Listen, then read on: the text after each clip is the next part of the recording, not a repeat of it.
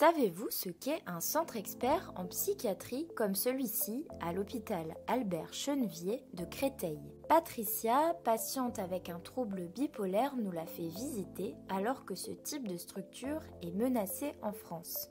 Elle nous emmène en consultation. Bonjour. Bonjour. Qu'est-ce qui vous amène aujourd'hui? Alors, ce qui m'amène, c'est le fait que je suis suivie par un psychiatre en ville.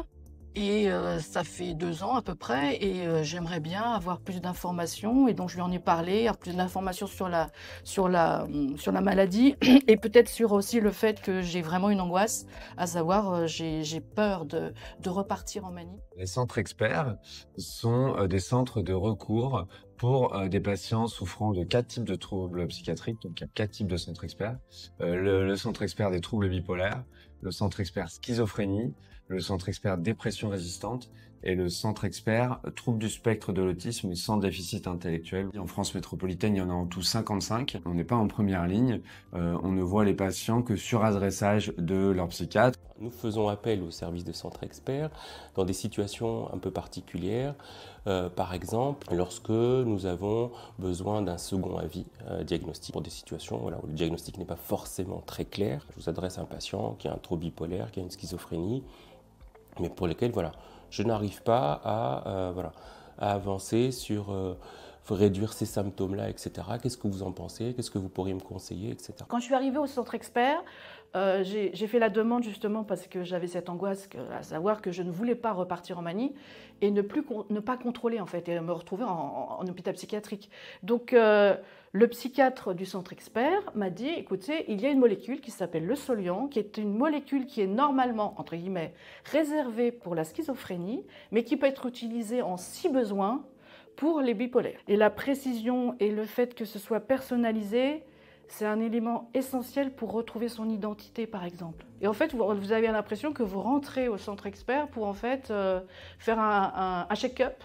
Un check-up total, corps et tête. Déjà, il y a un temps avec des infirmiers où les patients sont mesurés, pesés, où il y a un bilan sanguin assez exhaustif qui est réalisé. Ensuite, il y a une visite médicale, donc avec un psychiatre qui est prévu sur une journée, qui est un entretien clinique très détaillé où on va vraiment aller dans le détail de l'histoire des symptômes, de l'histoire des traitements. On fait passer des questionnaires. Ensuite, il y a une évaluation neuropsychologique, fait par des psychologues spécialisés en neuropsychologie qui font une batterie très large de tests cognitifs pour évaluer vraiment les troubles cognitifs des patients. Ensuite, il y a une discussion clinique au sein du centre expert sur chaque dossier d'évaluation initiale, où on va établir donc des principales conclusions diagnostiques. Aussi, on parle des comorbidités physiques. On peut repérer des comorbidités cardiovasculaires notamment. Le bilan avec le centre expert souvent se termine effectivement par des recommandations thérapeutiques, des recommandations diététiques, des recommandations somatiques aussi quelquefois. On ne prescrit rien au centre expert, on fait des propositions thérapeutiques qui peuvent être acceptées ou non. Le fait de se spécialiser dans une maladie, d'être un centre expert, permet de connaître l'actualité thérapeutique. Les patients sont vus initialement, puis après sont suivis une fois par an pendant 5 ans. Donc ça nous permet quand même, pour nous, de progresser, c'est-à-dire de voir qu'est-ce qui a marché, qu'est-ce qui n'a pas marché. On a des étudiants pour qui on a proposé des baisses partielles de traitement et qui ont pu se remettre à étudier et pour lesquels on estime qu'on a augmenté leurs chances de pouvoir se rétablir, s'insérer, de mener une vie qui correspond à leurs valeurs. Les centres experts aussi permettent un recueil de données cliniques et paracliniques et permettent donc de faire de la recherche de manière anonymisée.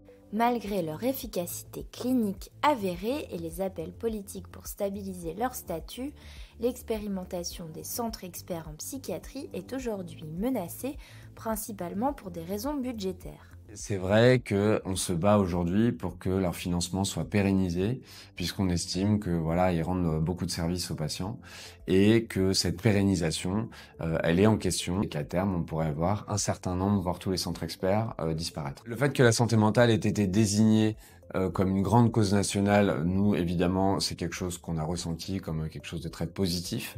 Après, on attend les preuves. En fait, le centre expert est un pont qui permet justement de pouvoir continuer son chemin. Et si on enlève le pont, on n'avance plus.